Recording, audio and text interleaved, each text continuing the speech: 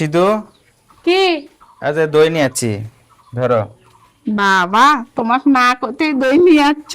দই আনবা না, কি করবা? আর বাড়ি ভর্তি মেহমান, বগুড়ার দই তাদেরকে না খাওয়ালে হয়? অবশ্যই তো, বগুড়ার বিখ্যাত দই। রংপুরের মেহমান আছে আমার বগুড়ায়, তাদেরকে বগুড়ার দই যদি না খাওয়াই তাহলে কি মান সম্মান থাকে বলেন? আচ্ছা, তা তুমি হাত মুখ ধোও, আমি তাহলে খাবার দেই সবার। আচ্ছা তুমি তাহলে তাড়াতাড়ি রেডি করলো, আমি হাত মুখ ধুয়ে আসি।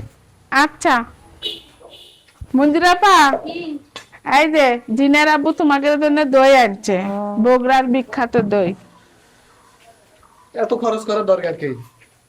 আমরা আসছি দেখে আনা লাগবে, বেকার টাকা নষ্ট না করা। ভাই, তুমি কি প্রতিদিন আসবা? বছর 6 মাসে আসো, সময়ই পাও না। ওই জন্য তোমার জন্য দুটো দই নিয়ে আসছি। আচ্ছা আনছো যেহেতু তাড়াতাড়ি খাইতে দাও, আমরা খাই। আচ্ছা আচ্ছা, বসো, যাও খাবার দেই। আমার নন্দিয়া তো সেই গো ভালো মানুষ। আমরা রংপুর থেকে আসছি জন্য আমার দই চোখে দেখি না, বগুড়ার বিখ্যাত দই যখন নিয়ে যাই তখন দেখি অবশ্য। আর আমার তো রংপুরের দই খাঁটি দই পাওয়া যায় না। হ্যাঁ, ওই জন্য ওই জন্যে তোমার নন্দে নিয়ে আছে। বগুড়ার হচ্ছে খাঁটি দই আমাদের নিয়ে এসে দিচ্ছে।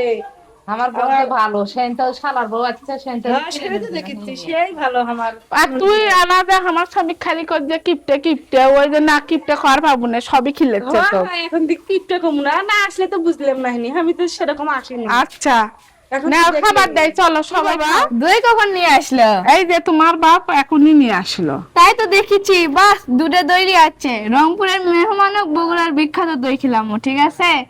তোমার দই খাও না, পছন্দ করো না? না ময়না পছন্দ করি, পছন্দ করো, তাহলে ঠিক আছে। সেই মজা লাগে আমার দই। আমি তো দই খেতে পছন্দ করি। ওই জন্য তো তোমার আব্বু দুটো দই নিয়ে আসছে, তোমার খালামণি, তোমার মামিরা খাবে। আব্বু তো মাঝে মধ্যে আমাদেরকে দই এনে খাওয়ায়, তার পাশাপাশি দেখেন খালামণিরা আসছে, মামিরা আসছে দেখে আব্বু আবার দই নিয়ে আসলো। তো এই জন্য আমাদের আবার খাওয়া হবে।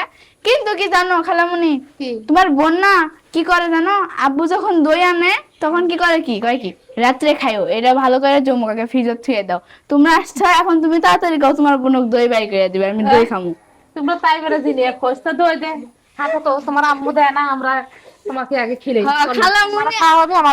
খালামুনি আসে দেখে এই যে দইটা আনার সাথে সাথে এখন আমি দইটা খাবার পাচ্ছি না, স্যার আম্মু তো রাত্রে দিলে।